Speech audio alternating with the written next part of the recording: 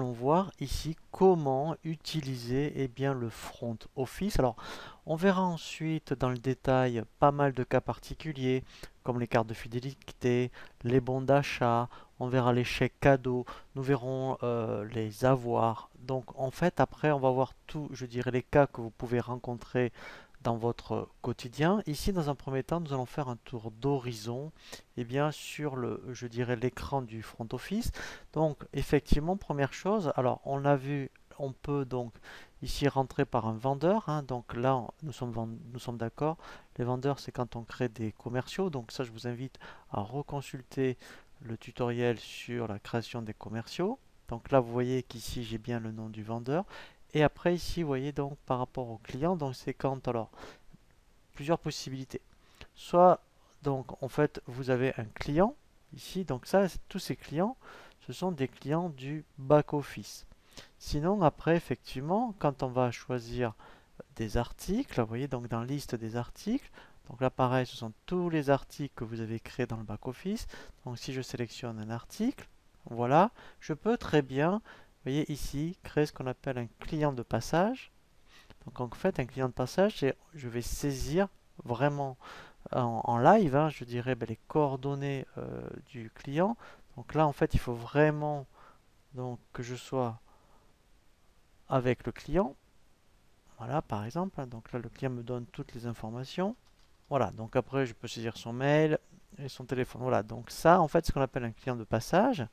Après, ce qui est intéressant, effectivement, alors, on peut modifier après, donc, pas directement. En fait, là, c'est un client que j'ai dans le back-office. Donc là, vous voyez, j'ai toutes les coordonnées. Donc, si éventuellement il a changé le téléphone ou l'adresse, voilà, donc je peux le faire en même temps. Donc ça aussi, c'est intéressant. Quand on a un client, je dirais, fidèle, ça permet bien de mettre à jour les informations directement à partir du front office. Ensuite, quand on a, je dirais, des articles, donc admettons par exemple, je vais sélectionner un autre article et pour l'autre article, en fait, donc quand il me donne les articles sur le comptoir, eh bien, par exemple, il y a une quantité de 2.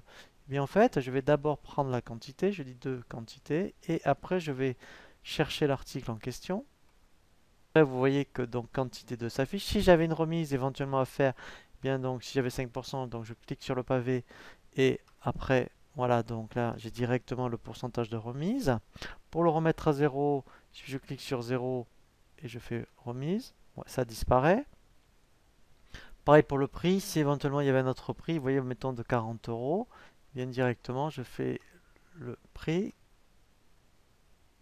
et comme il y en a deux, c'est normal, ça fait 80.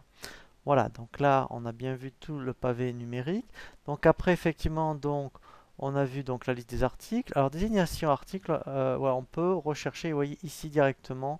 Quand on connaît tous les articles, sans en faire la liste, on peut ici directement bien, indiquer le, le- le libellé de l'article. Quand je veux faire un sous-total, par exemple, si c'était vraiment par type, je dirais, de famille d'articles, eh bien, je fais sous-total. Voilà, et là, voilà, et après, si par exemple je veux annuler une ligne, et bien ici directement je peux cliquer, vous voyez sur le bouton ici, annuler ligne. Voilà, donc ça c'est pour une ligne. Si je veux annuler un ticket, et bien ici je clique tout simplement sur annuler ticket et là en fait on repart sur un nouveau ticket, mais ça n'a pas du tout conservé les informations. Donc ensuite on verra en détail chèque cadeau et coupon de réduction. Nous verrons aussi donc avantage client pendant donc la formation. Et ensuite, donc voilà, donc si je refais par exemple un article, voilà, et bien après, voilà, donc si mon ticket est terminé, vous voyez, donc permet bien d'imprimer soit un ticket de caisse, soit une facture, une commande, document. Alors ça, vous verrez, on le verra, ben justement, ça permet de dire est-ce que je veux générer. Alors par défaut, c'est vrai que c'est un ticket, mais on verra bien comment gérer un avoir directement grâce à ce bouton, puisqu'ici, ça sera par ici qu'on passera pour gérer un avoir. Ensuite, vous avez donc les modes de règlement par défaut. Donc là, on verra comment, si effectivement titre de restaurant, donc là, c'est vraiment si on est une sandwicherie par exemple. Donc si c'est, enfin, si c'est pas du tout le cas par rapport à votre activité, on verra comment, renommer ce bouton et affecter une autre, je dirais, fonction. Et ensuite, après ici, vous avez aussi donc régler. Donc régler, c'est beaucoup plus, je dirais, complet ici les modes de règlement par défaut, puisque quand on fait régler, il ouvre une fenêtre et ici vous proposera d'autres modes de règlement comme les chèques cadeaux. On verra comment effectivement utiliser les chèques cadeaux et comment aussi eh bien, pouvoir utiliser un avoir comme moyen de paiement. Ici, donc, si vous avez effectivement plusieurs vendeurs, on peut changer d'utilisateur. Alors, on verra comment créer des utilisateurs. Et ensuite, après, effectivement, donc mouvement de caisse, c'est quand on veut. Alors, on verra, mais justement, si vous voulez, vous avez besoin de faire, vous voyez, alors, c'est pas initialiser la caisse, hein. On va le voir également, tout ce qu'il faut faire en début de journée et en fin de journée par rapport à la caisse. Mais ici, vous pouvez donc soit déposer des espèces, soit en retirer. Ensuite, eh bien, ici, effectivement, vous avez donc la fonction. Alors là, ça ne se passe rien, parce que moi, je n'ai pas du tout les périphériques connectés. Mais ici, effectivement, ça permet d'ouvrir donc le tiroir à caisse lorsque vous avez donc un règlement d'un client. Et on verra aussi effectivement le X de caisse. Donc à la clôture donc, de la fin de journée, eh bien, on va éditer un ticket Z. Donc ça sera, on peut le faire directement ici également. Et lorsqu'on veut donc terminer le ticket, donc ça c'est plus pour les clients en compte, et bien en fait, lorsqu'on crée des clients en compte, on le verra donc pendant la formation,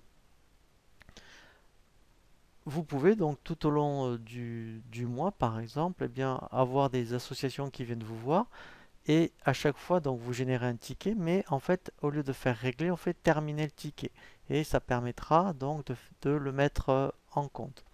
Voilà, donc là on a vu, je dirais, les principaux boutons de fonction que vous allez avoir donc sur le front office. Et nous allons donc commencer effectivement par comment bien initialiser votre caisse lorsque vous démarrez la journée.